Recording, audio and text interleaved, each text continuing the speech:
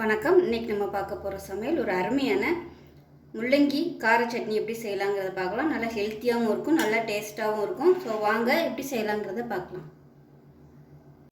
இப்போ ஒரு பேன் எடுத்துக்கலாம். தேவையான அளவுக்கு எண்ணெய் சேர்த்துக்கலாம். எண்ணெய் சூடானதும் அடுப்பு நல்லா குறைச்சி வச்சுட்டு நல்லா ஒரு 2 டேபிள் ஸ்பூன் கடலைப்பருப்பு சேர்த்துக்கலாம். சேர்த்துட்டு நல்லா பொன்னிறமாக வறுத்துக்கலாம். ரொம்ப கருக விட்டுறக்கூடாது. அதுக்காக தான் நான் ஃப்ளேம் குறைச்சி வச்சுக்கோங்க. ரொம்ப எண்ணெய் சூடாக இருந்துச்சுன்னா கடலைப்பருப்பு போட்டோடனே சட்டுன்னு கருகி போயிடும். இப்போ கடலைப்பருப்பு நல்லா வறுபட்டுட்டு இருக்குது. இதில் 2 பச்சை மிளகாயை உடச்சிட்டு சேர்த்துக்கோங்க. முழுசாக சேர்த்திங்கன்னா அப்படியே வெடிக்கும். அதோட ஒரு 10 வரமிளகாயும் சேர்த்துக்கலாம். பச்சை மிளகாயும் வரமிளகாயும் நல்லா வறுபட்டுருச்சு. இதில் பார்த்திங்கன்னா நல்லா ஒரு 20 சின்ன வெங்காயம் முழுசாக அப்படியே சேர்த்துக்கலாம். அது கூடவே 10 பல் பூண்டும் சேர்த்துக்கலாம்.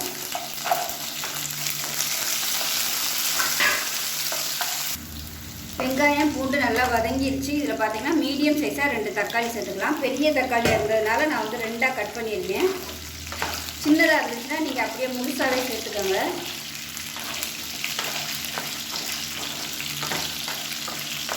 இந்த தக்காளி நல்லா மசிட்டு வரட்டும். அதாவது இந்த தோலெல்லாம் நல்லா அப்படியே வதங்கி வர அளவுக்கு வதக்கி விட்டுக்கலாம். இது ரொம்ப பெரிய தக்காளியாக இருந்ததுனால ஒரு தக்காளி முழுசாக, அதாவது 2ஆக நறுக்கியிருக்கேன். இன்னொரு தக்காளி பார்த்திங்கன்னா பாதியாக போட்டிருக்கேன். சின்ன தக்காளியாக வச்சுருந்தீங்கன்னா நீங்கள் நல்லா ஒரு 2 இல்லை ஒரு 3 தக்காளி சேர்த்துக்கோங்க. முழுசாக அப்படியே சேர்த்துக்கோங்க. அப்போ தான் நல்லா வதங்கும். இது பெருசாக இருந்ததுனால நான் 2ஆக கட் பண்ணிட்டேன். இப்போ நல்லா வதங்கவும் ஒரு 3 டேபிள் ஸ்பூன் துருவன தேங்காய் சேர்த்துக்கலாம். அதோட ஒரு சின்ன துண்டு புளி சேர்த்துக்கலாம். அதில் ஒரு கைப்பிடி அளவுக்கு கருவேப்பிலை சேர்த்துக்கலாம்.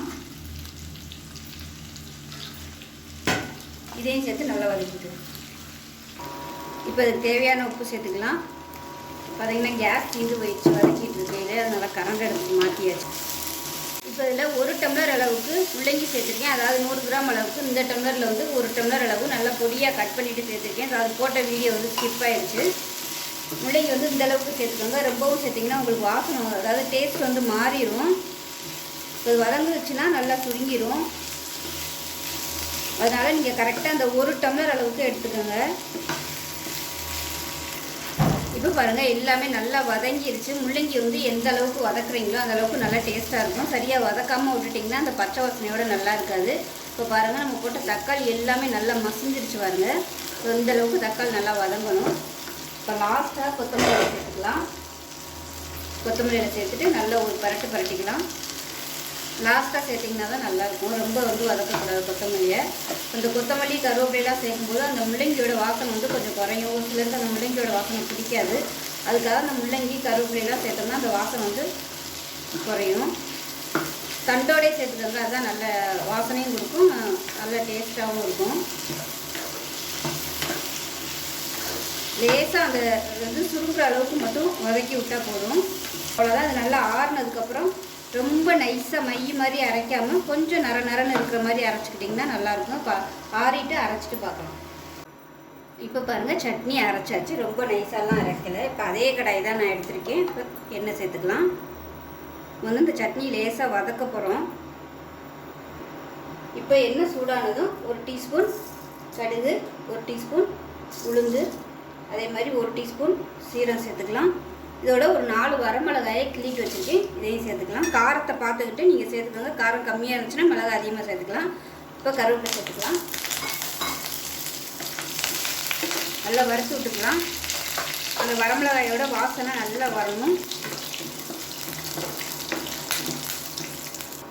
இப்போ வரமிளகாய் நல்லா வறுப்பட்டு வச்சு நம்ம அரைச்சி வச்சுருக்க சட்னி இதில் சேர்த்துக்கலாம்.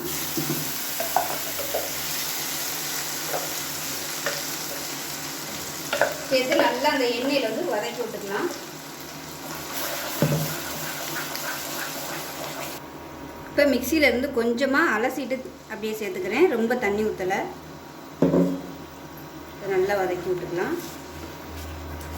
இது சாதத்துலேயும் போட்டு பரட்டி சாப்பிட்லாம். சாதத்தில் பரட்டி சாப்பிட்றதா இருந்தால் நல்லா குறைச்சி வச்சுக்கலாம். தெரிக்குது.